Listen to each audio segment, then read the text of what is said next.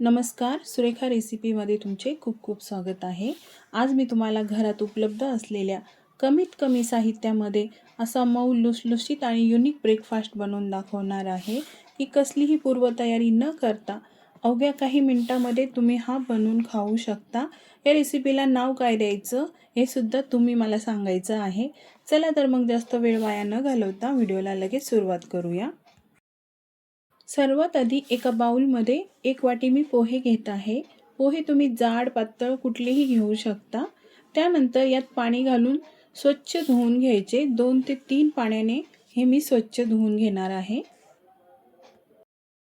पोहे धुवून झाल्यानंतर यामध्ये आपल्याला 4 ते 5 चमचे पाणी घालायचे। मिक्स करून थोडा वेळ हे आपल्याला असेच राहू द्यायचे आहेत। आता या नाश्त्यासोबत खाण्यासाठी एक चटणी बनवूया। या चटणीमुळे हा नाश्ता खायला आणखीनच चवदार लागेल आणि त्यासाठीच आपण लाल तिखट चटपटीत चटणी बनवूया। मिक्सरच्या भांड्यामध्ये मी इथे 2 चमचे शेंगदाणे, 2 चमचे फुटाणे घेतलेले आहे। तुम्ही फुटाण्याऐवजी डाळ्यासुद्धा घेऊ शकता। अर्धा इंच आलं घालायचं, 10 ते 12 लसूण पाकळ्या, 4 ते 5 आपण इथं लाल मिरच्या घालत आहोत आणि त्यानंतर अर्धा चमचा आपल्याला यामध्ये जिरं घालायचं आहे, चवीनुसार मीठ घालायचं आहे आणि थोडीशी आपण चिंच यामध्ये घालणार आहोत। चिंचेमुळं आंबट गोड चव या चटणीला येते। आता थोडंसं पाणी घालूया। चटणी तुम्हाला कितपत घट्ट किंवा पातळ हवी आहे त्यानुसार तुम्ही या चटणीमध्ये पाणी वापरा। आता हे मिश्रणाला बारीक मिक्सरला वाटून घेऊ। तर हे बघा, अशा पद्धतीने मी ही चटणी वाटून घेतली आहे। आता या चटणीसाठी आपण एक फोडणी बनवूया। त्यासाठी गॅसवर एक छोटे पातेले गरम करायला ठेवले। त्यामध्ये आपल्याला 2 चमचे इतके तेल घालून घ्यायचे। तेल गरम झाले की त्यामध्ये अर्धा चमचा मोहरी घालायची, अर्धा चमचे जिरे घालायचे। जिरे मोहरी चांगली तडतडू द्यायची। आता थोडेसे आपण हिंग घालूया। हिंगामुळे मस्त फ्लेवर येतो या चटणीला आणि त्यासोबत 7 ते 8 आपल्याला कढीपत्त्याची पाने घालायची। हे सर्व चांगलं मिक्स करून घ्यायचं आणि गॅस आपल्याला बंद करायचा आहे।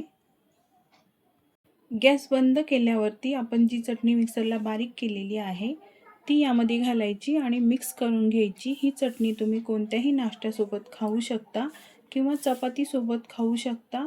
खूपच चटपटीत लागते, त्यामुळे एकदा नक्की बनवून पहा। आपली ही चटणी येथे बनवून तयार आहे। चटणी आपली तयार झालेली आहे आणि इकडे पोह्यांनी पण सर्व पाणी आपलं शोषून घेतलेलं आहे। आता हे पोहे आपल्याला चमच्याने असे थोडे सुट्टे करून घ्यायचे। आता मिक्सरच्या भांड्यामध्ये पुन्हा आपण भिजवलेले सर्व पोहे घालायचे आहे। पोहे थोडेसे भिजून घेतले की अगदी मऊसूत हे बारीक होतात, त्यामुळे असे थोडेसे भिजूनच हे वापरा। आता ज्या वाटीने आपण पोहे घेतले त्याच वाटीने एक वाटी रवा घ्यायचा। जाड बारीक कोणताही तुम्ही घेऊ शकता आणि अर्धी वाटी फ्रेश दही घालायचं। त्याचबरोबर 1 चमचा आपल्याला यामध्ये तेल घालायचं आहे।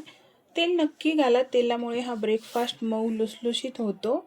त्यानंतर यामध्ये थोडं थोडं पाणी घालून आपल्याला हे मऊसूत मिक्सरला वाटून घ्यायचं आहे। जास्त घट्टही नाही आणि जास्त पातळही नाही, असं मीडियम साईजचं हे बॅटर मी इथे बनवून घेतलं आहे। आता हे बॅटर आपल्याला एका बाउलमध्ये काढून घ्यायचं आहे। आता या बॅटरमध्ये आपण काही व्हेजिटेबल्स घालूया, म्हणजे आणखीनच हा ब्रेकफास्ट आपला हेल्दी बनेल। तर इथे मी बारीक कट केलेली एक शिमला घातली आहे, एक बारीक कट केलेला टोमॅटो घातला आहे, बारीक कट केलेली कोथिंबीर घालायची, 2 ते 3 बारीक कट केलेल्या हिरव्या मिरच्या घालायच्या आणि यामध्ये आपल्याला चवीनुसार मीठ घालायचं आहे आणि हे सर्व साहित्य मस्त मिक्स करून घ्यायचं आहे, एकजीव करून घ्यायचं आहे। तुम्ही तुमच्या आवडीच्या भाज्या यामध्ये घालू शकता। गाजरसुद्धा तुम्ही यामध्ये बारीक कट करून घालू शकता। माझ्याकडे नाही आहे म्हणून मी नाही घातलं, पण तुमच्याकडे असेल तर नक्की घाला। आता यामध्ये बारीक कट केलेला कांदा घालत आहे। कांदा घालायची मी विसरली होते, म्हणजे कट करून ठेवला होता पण या बॅटरमध्ये घालायची विसरली होते। तो आता यामध्ये चांगला मिक्स करून घेऊया। आपल्याला हवं तसं हे बॅटर एकदम परफेक्ट तयार झालंय। आता लगेच याचा नाश्ता बनवूया।